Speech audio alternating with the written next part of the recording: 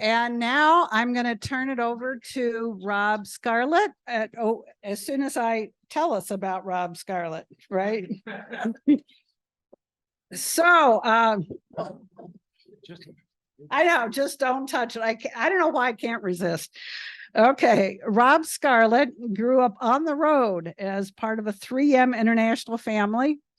After college, full of 1960s engendered enthusiasm for changing the system, he began his career as a supervisor for Acción in Venezuela, an NGO that specialized in self-help economic empowerment programs while living in Venezuela's poorest urban barrios.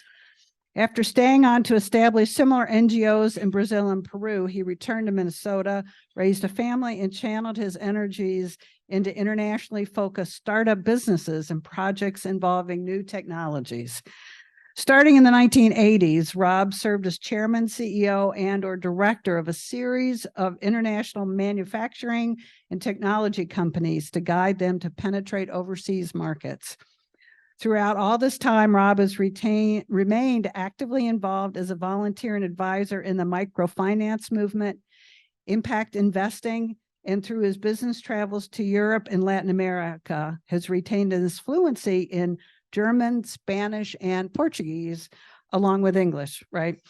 Rob Scarlett has a BA in Spanish from Carleton College and is co-chair of our Community Service Committee.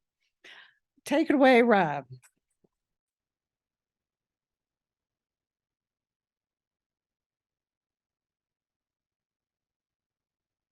Thank you very much, Jean. Can you hear me? Okay, I'll try to get this right without just a little bit. Yes, but first of all, can I have a copy of that introduction? That's one of the, I like that. Okay. All right. But I'm very, very happy to introduce today's speaker, Jessica Bartholomew. And I really mean that. I'm really, really happy. I heard her speak when I was in my first year as a Rotarian here, when she was given the Hope Award. And so I do want to give you a little bit of background to kind of tee this up for you. Before founding ACT United, ACT, by the way, ACT means Against Child Trafficking. Jessica served as a police officer in the Minneapolis Police Department for 12 and a half years and had plenty of firsthand experience, sadly, responding to the trauma of child abuse, sexual exploitation, and trafficking. And while with the department, she also was assigned duties as an undercover officer in human trafficking and narcotics investigation. You just can imagine what her daily life must have been like carrying out her work in that environment. Jessica has a BS from the University of Minnesota, a certificate in law enforcement from Normandale Community College, and an associate arts degree in Spanish, muy bien, from Normandale as well. She also has pursued continuing education, so she doesn't sit on her academic laurels at all, as she's moved on to learn more about human trafficking and coursework, adverse childhood experiences, trauma-informed care, interdiction of crimes against children, and crimes against children in Indian country as well, which, as you know, is a huge problem all around us here in Minnesota. Jessica has also performed in the U.S. and overseas commissions work, leading youth teams in disaster relief and community development projects. This rings a bell with all of us here, and especially with the International Service Committee. As an officer in the police, Jessica received recognition for her work, including letters of appreciation from community organizations, community leaders, commendations from other law enforcement agencies, and from the Minneapolis City Attorney's Office for her groundbreaking work, undercover work, and for the recovery of missing children. She also is a recipient of a number of local and national law enforcement awards, including the Chiefs Award of Merit. This is my favorite one. The next one is the Carolyn Bailey Mentorship Award from the Minneapolis Association of Women in Police. I happen to know Carolyn Bailey. I'm very old, as you know. And so Carolyn was a sergeant in the St. Paul Police Department when I first met her, and we served on some local boards together. Amazing woman and an amazing honor to be granted this award the way you were. She also has been Officer of the Year. Jessica retired from law enforcement in 2014, but in 2015, a phone call asking her to come back and train officers in the response, how to best to respond to juvenile sex cases awakened a calling that launched ACT United. Her mission is to take everything she knows about what leaves children and teens vulnerable to exploitation and use it to educate and equip communities in prevention. Her groundbreaking work first caught our attention here at Minneapolis City Lakes in 2019 when she received the John Fisher Rotary Hope Award. So she's coming back again. And in her own words, let me just say that she says she takes her hindsight and tries to make it our foresight for the protection of children, youth, and families. So please help me welcome Jessica to the podium.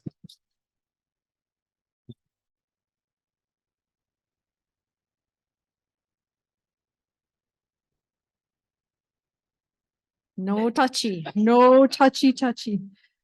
The best part of that introduction was a sentence that said, Jessica has BS. I have that too. So I'm also genuinely excited and happy to be here. The relationship with this particular Rotary Club, we appreciate it, has been very significant to us as an organization, to me as a person and a human trying to lead this organization, and so many familiar faces here that your skills, your talents, and your time have contributed significantly to ACT United. So very thankful to be here and be back with everybody.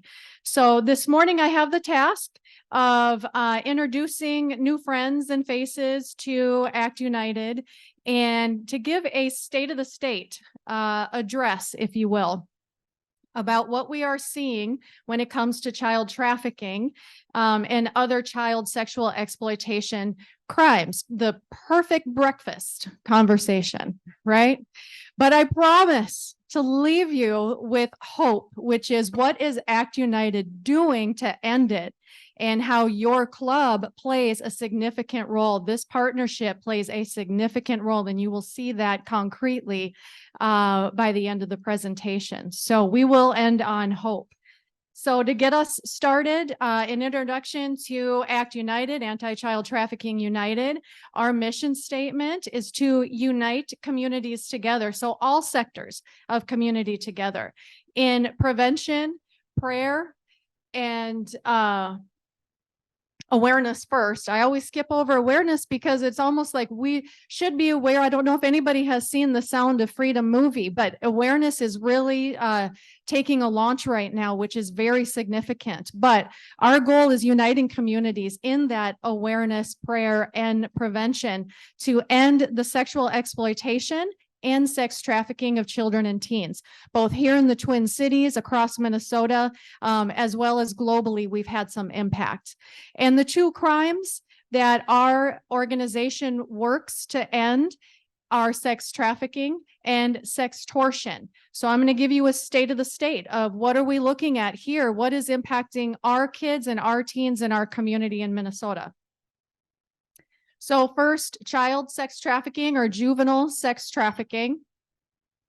By definition, sometimes it's better to start with a definition because there's so much myth and movie and misinformation about it.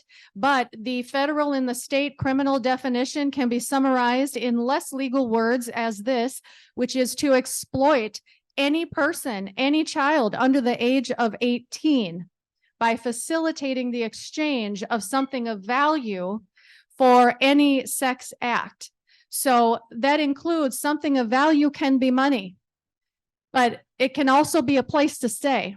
It can be a home, it can be shelter, it can be food, it can be clothing for young parents or teen parents. It can be formula and diapers, the expenses of life to care for your baby or your child.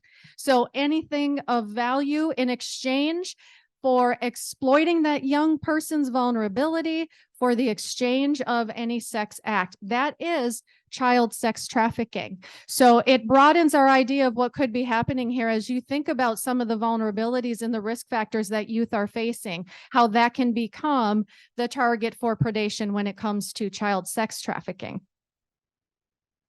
So what is the state of Minnesota when it comes to these crimes? In 2016, our Minnesota criminal courts issued two important statements. One, is that they have now seen child sex trafficking and other forms of human trafficking in every county of our state. And they also issued a statement that Minnesota ranks third in highest rates of child sexual exploitation crimes in the nation. Our most recent data, which is very significant and important to us at Act United because of our work in prevention and prevention education with students and teens and kids, is the Minnesota Department of Health.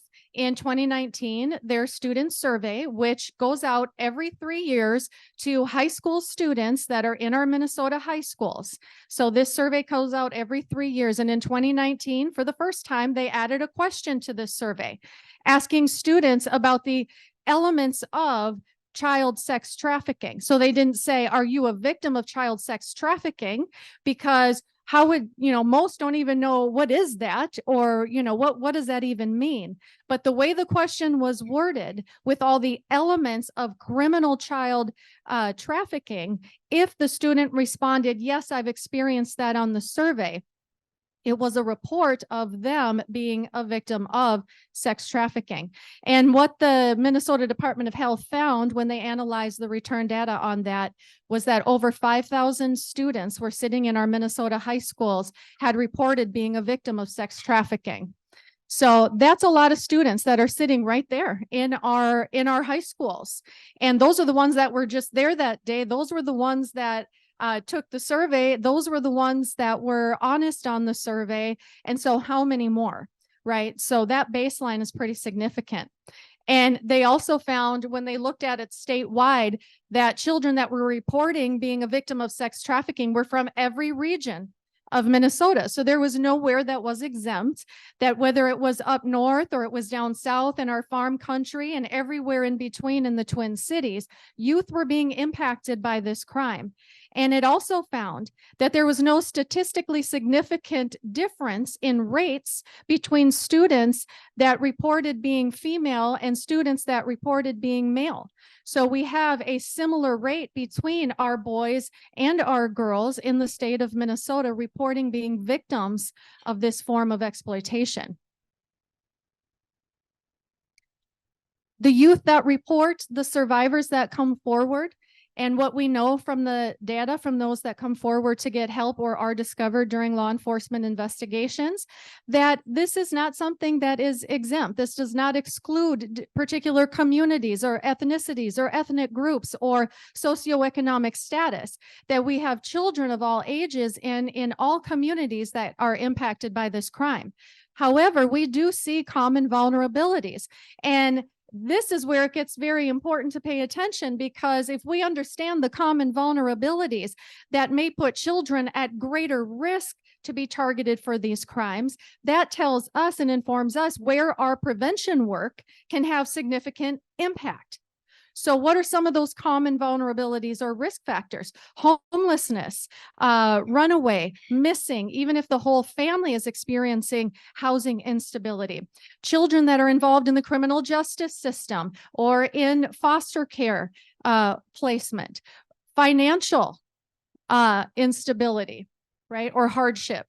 So financial poverty can be a vulnerability or a risk factor into sex trafficking. And emotional poverty, which is really rarely talked about or at least bulleted out. If financial poverty is not having those financial needs. Emotional poverty is not having the emotional needs that all of us as humans have, but how much more as a developing young person. Things like self-esteem, depression, anxiety, not feeling connected, feeling isolated, not feeling like I contribute or have a purpose in my life. Those types of emotional poverty characteristics can also be a vulnerability or a risk factor to trafficking. As well as, and this is important, especially in our work too, because I don't believe in just doing something. I want to do the right thing in the right way for the right reason and have it backed up by impact, right? Where are we going to have impact? When you give surveys to youth survivors of sex trafficking and you ask them, what could we have done? What do you see as the best thing that communities can do to help end this issue? The number one response is prevention education. I had no idea my trafficker was going to be somebody that I knew. 90% of trafficking happens in the context of a relationship, either a family member, a friend, or a new friend that begins the grooming process. 10%, less than 10% happens or begins with a kidnapping type situation. So if I would have known, if I would have known the red flags, if I would have known what to look for, and importantly, if I would have known my resources and my allies in that situation, because coming out is a very significant risk to their life. And so having allies that you can identify and that you're confident in and have resources is extremely important. So prevention education, even from our survivors, informs us that this is where we're going to have tremendous impact. Online sextortion. That is the second fastest growing crime that targets people under the age of 18. It is an online crime. It is very much connected to child sex trafficking, because when COVID hit, we saw a significant transition from children meeting traffickers online 25% of the time to 80 to 90% of the time, the child has met their trafficker online.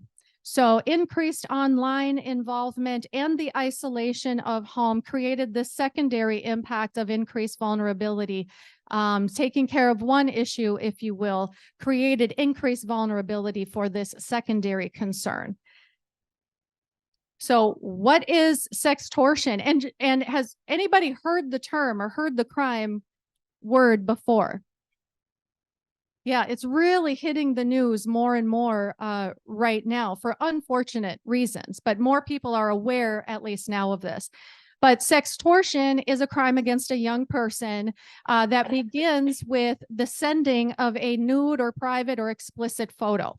So we are in a cultural situation right now where the exposing of yourself and your own sexual content and your imagery is just something that, through peer pressure and coercion and sometimes choice, not really thinking through the potential consequences of the digital footprint of sharing your personal body. And we also gave technology to all the kids. So now they have the camera and they have the phone in their back pocket and in their backpack every day. So the message that sending sexual content is the thing to do, and we've given children the technology by which to do it. So we have kids that are sharing their own nude or private images online or via text message to people that they know. It becomes a very significant impact crime of sextortion when the person that receives that image of that child then uses it as control and collateral to extort them, threatening exposure of this photo if you do not comply with my demands, which the top two are to send me money or to send me more sexual content. And under this pressure, kids are experiencing some pretty heavy negative outcomes. When we talk about when you keep saying kids are doing this, so let's talk about some data a little bit about what we are seeing out there. And Thorn is an organization that does interdiction on the internet through software. They scan the internet and the digital world. They look for this type of content, and then they interdict on it to intervene. And so what are they seeing over their years of doing this? Among 9 to 12-year-olds, 1 in 4 say that they're asked at least once a month for a nude photo while online or social media or the different apps that they're engaged on, which could even be gaming, right? Our kids aren't going to, necessarily weird and crazy apps or apps that would be flagged by software as inappropriate. They could be simply on Roblox or gaming or Fortnite. And these conversations initiate and take place, leading to the ask for that nude or explicit image and photo. So among 9 to 12-year-olds, 1 in 4 will be asked for a nude at least once a month. 1 in 7 said they'll send that nude. And 1 in 3 said they will not tell. They will not tell and ask for help when they realize that that was a very bad decision and the harassment and the abuse and extortion begin. Among 14 to 17-year-olds, 1 in 3 said that they have seen the non-consensually shared nude photo of another person. So the images make their way out, and that is where we see very significant impact on child health and safety. So we are an anti-trafficking organization, but if I were to summarize our mission, it is protecting the whole health and safety of children and teens in our community, because the impacts of these crimes the negative outcomes are so significant, from mental health to physical to self-harm, and even, unfortunately, death by suicide because of the impact of this crime on a young person's life. 98%, the data has shown us, and this includes Minnesota, that when Thorne first collected their data in 2020, they found that victims of sextortion were about 50-50, reporting being female and being male young people. And in 22, they found that 98% of sextortion victims were boys, particularly between the ages of 10 and 17. So let's bring that international, internet data back home to Minnesota. And in December 22, January 23, and February 23, the FBI, Department of Homeland Security, the Department of Justice, and the Minnesota BCA and Department of Public Safety issued a public safety crisis warning that they are seeing, quote, a surge in online sextortion, particularly targeting boys 10 to 17 years old, and has resulted in the death of 12 of those young men by suicide. So this is impacting our kids right here in our community. So can we transition to a little hope? The guest speaker, who invited her? So what are we doing about it? I tell you what, I hate bringing up a problem without a solution. We have the tools, the resources, the solutions, the experience, the passion to do something about this. And we are seeing success in prevention education and in a prevention model that engages the whole community, because we all play a part in some small or large way to create safe community. Okay, for children and teens. So we work in that prevention model. We have 3 distinctives that I highlight, because even though we started in 2015, we got incorporated in 2019, the demand for our services continues to grow, our success continues to grow, but we still remain with these 3 distinctives. And that is a model of prevention, taking what we know about how does this happen and what do survivors even tell us already? What do we already know that we can go upstream in prevention so it doesn't have to happen in the first place? There are not many and hardly any organizations specifically dedicated to prevention. So that remains our distinctive. Also, representation. When we started in 2015 and schools were saying, come talk to our kids, this is off the chain on our campuses. And we looked at curriculum that was out there for prevention education for students, and it had very exclusive language. For example, it would only talk about women and girls. A third of trafficked minors in the United States are boys. We saw that sextortion was 50-50% impacting boys. Why is prevention education only, right? This isn't either or, this is and, right? All our kids, all genders, all communities need to have prevention education. And also youth leadership. Everything we do, we offer a leadership program to students. So we're not just the speaker and just the program at the school, but we engage kids into that next step of leadership development, where they get to design and lead their own awareness and impact projects in their schools, community, and their churches. Prevention investment. In 2012, the Minnesota Indian Women's Resource Center got a study funded to do a cost-benefit analysis. And for every $1 we invest in prevention strategy to end child sex trafficking, it saves $34 in survivor and victim restorative services. So the impact is great. So engage the whole community, frontline professionals, families, grandparents, community allies. Youth prevention education, which is really our lane and our passion. We have an online safety program for K through 5th, super dynamic, 35 minutes in churches and schools, age appropriate.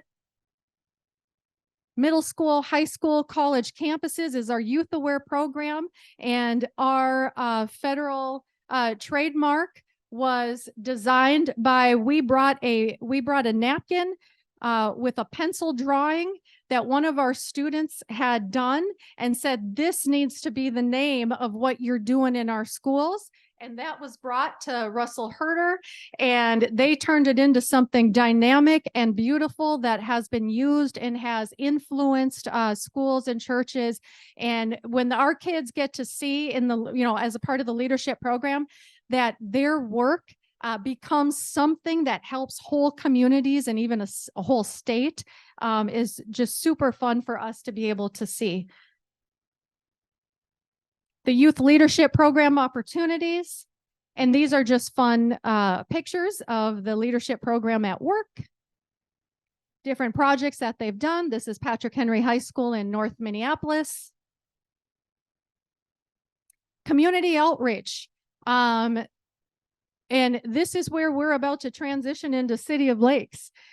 So we launched for the very first time last summer a safe summer youth outreach program because of the increased vulnerability and risk factors that students experience during the summer. Remember our list of common vulnerabilities?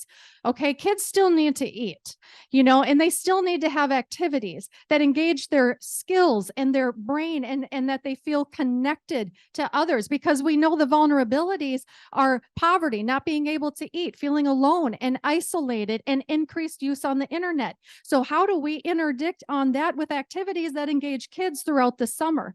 And so we launched it for the very first time last summer, and it had a tremendous impact. And through partnerships, all of this becomes possible. We work really hard at creating partnerships in all communities, and leaders of those communities, which Safe Summer Outreach and partnerships brings me to the City of Lakes Rotary Club. It was because of your grant funding last summer that we didn't have to hesitate or miss a beat. As soon as the idea hit, we had the funds to be able to execute. And collecting our data over that outreach last summer, this is the impact you directly funded and had in partnership with us. We were able to give out over 1,600 free resources in 3 languages, Spanish, English, and Somali, to families and to kids and to teenagers. We reached, and by reached, I mean significant engagement with 726 teens and kids, 420 new families, 374 youth leadership hours went into implementing and executing summer outreach. So students helping lead student programs. Peer-to-peer advocacy is so important. Professional development, and 8 of those kids came forward to get help out of child sex trafficking and sextortion. So 30 hours of support and advocacy, helping them talk with their parents and their families, talking with parents and grandparents, and helping them navigate that discovery, which is pretty heartbreaking, and also then bridging to the ongoing and needed services for survivor support. So that is a direct impact of your funding. So when you're looking at this, you're not really just looking at me or Act United and Tony, and Anna was there for some of the outreach as well. You're looking at the impact that your club has out there in the streets, getting out there to where the kids are. So our next upcoming events are in the fall. So I just wanted to say that there's some invitations at the table. Our annual conference is going to be this fall, our very first ever 5K. So if anybody still, runs on a hot or a rainy day in Minnesota, or a snow, you know, who knows? September 9th, it could, you know. Please join us. Please take any material that's on your table that you would like to share with somebody else that needs to hear or know about what we are doing. Our programs have been in over 36 high schools, middle schools, churches, and of course, we serve other organizations that serve youth and kids. How do we come in and help support their work as well? So join us there. I'm trying to talk really fast, you guys. And I don't even know what time it is, but I'm trying. So that's us. And that is you and your impact and partnership with us. I am beyond words. Thankful is not enough for all the individuals and the club level support so that we are able to help kids, reach kids, and engage kids and end the sexual exploitation and trafficking that we see happening in our community. So thank you so much.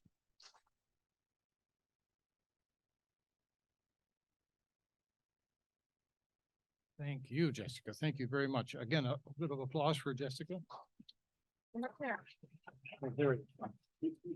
And Jessica, you may remember this from the last time you were here, but we do have a tradition of presenting you with a few little tokens of our esteem and appreciation for your being here and telling us the story that we need to hear. This is a pen that is, I believe it's engraved with your name in it. What? And this is a book that you can take back to the table and sign. This will be given once you sign it and endorse it to a 3rd or 4th grader in the Way to Grow program here in Minneapolis. Yeah. Thank you. And it's an excellent program. I've not had the pleasure of going on site there, but this will be meaningful to a young person receiving this endorsement from you. And it will be given to them after you've signed it later on this morning. Yes. And just speaking of this morning, we are going to have a reconvene a little bit after we're all done here this morning for a short time to do a little brainstorming in the next room. We'll fight this out with Brian to make sure we have space available for both groups. And we're just going to spend a little time thinking of all the different ways we can use our networks here at the Minneapolis City Lakes to extend the power of the prevention work that Jessica and Aki and I are doing. Again, thank you, Jessica.